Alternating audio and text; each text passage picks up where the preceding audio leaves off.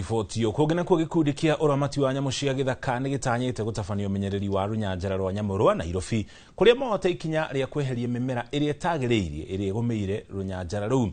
Muoroto wao nĩ kũmenyerera ithaka na nginya nyanjara itiganĩte gũkũ bũrũri-inĩ. Anyitĩte mĩaya makiuga atĩ wĩra wao to gũceria tu ageni makerorere nyamũ cia gĩthaka, ĩndĩ nĩ nginya kũramata ithaka icio nĩguo kuongerera hinya na mĩbango ya kũgacĩrithia ũgendi gũkũ bũrũri-inĩ na kumenyerera utonga wa kĩndũire. Going round showcasing our nation is also talking about our environment.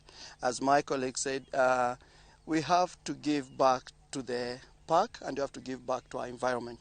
And that's why as guides, we go beyond guiding to plant trees and also to try to make sure that our offices, which is at the parks and the national parks, that they are well kept and well maintained.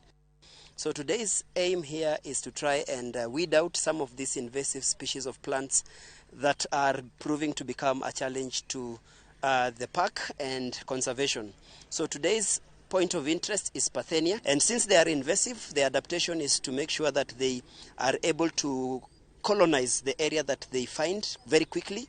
That's why they multiply very fast. And the moment they multiply, like behind here where you're seeing, there is no nature activity going on because they cannibalize the whole area and the animals are not able to graze because the plants are not palatable.